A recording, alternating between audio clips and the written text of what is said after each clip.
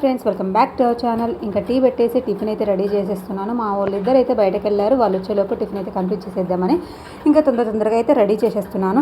ఇంకా టిఫిన్ అయితే కంప్లీట్ అయిపోయింది, కానీ వాళ్ళు మాత్రం రావడమే లేదు. ఇంకా లేట్ అయిపోతుంది. ఇంకా నిన్న కొత్తిమీర కరివేపాకు స్టోర్ చేసి పెట్టాను కదా, బాక్స్ తీస్తే ఎంత ఫ్రెష్గా ఉంది చూడండి. కింద పైన పేపర్ అలా వేస్తే వాటర్ అనేది వాటికి ఇంకకుండా ఫ్రెష్గా ఉంటుంది ఎప్పటికప్పుడు. ఇంకా ఉప్మా అయితే రెడీ అయిపోయింది. మా వాళ్ళు కూడా వచ్చేసారు, ఫ్రెష్ అప్ అయిపోయి ఉప్మా అయితే తినేశారు. నేను కూడా టిఫిన్ కంప్లీట్ చేసేసి ఇంకా దేవుడు వస్తువులు అయితే 10 days అవుతుంది కదా, అలాగే ఉండిపోయినాయి. మా ఆయన అయితే ఇంకా వాటిని ముట్టడు, ఇంకా దీపం ముట్టించాడు, ఏదో మీద ముట్టించేసి పక్కకి జరుగుతాడనమాట.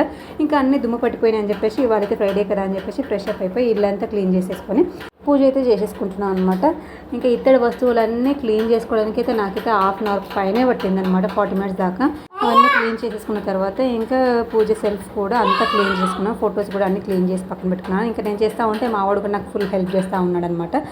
ఇంకా సెల్ఫ్ పైన అయితే ఇంకా పసుపు రాసి ముగ్గు వేసేసి ఇంకా నేను పేపర్ వేసి దానిపైన క్లాత్ అయితే వేస్తాను అనమాట. ఆ క్లాత్ కూడా చేంజ్ చేసేస్తాను. వీక్లీ వన్స్ అయితే కంపల్సరీ చేస్తూ ఉంటాను. ప్రతి వారానికి ఒకసారి అయితే క్లాత్ చేంజ్ చేసేసి ఇంకా ఫొటోస్ అయితే పెట్టేసాను, క్లీన్ చేసి బొట్లు పెట్టేసుకొని. నెక్స్ట్ ఇత్తడి సామాను కూడా అన్నీ బొట్లు పెట్టేసుకొని ఇంకా ఎక్కడొక్కడ సర్దేసుకుంటున్నాను. మీరు మంత్లీ ఎన్నిసార్లు దేవుడి పూజ అండ్ క్లీన్ చేస్తారో కమెంట్ సెక్షన్లో కమెంట్ చేయండి. నేనైతే వారానికి ఒకసారి అయితే కంపల్సరీ క్లీన్ చేసేసుకుంటాను. ఇవాళైతే అమ్మవారికి అయితే నేను పరమాన్నం అండ్ పాలైతే నైవేద్యంగా పెట్టాను.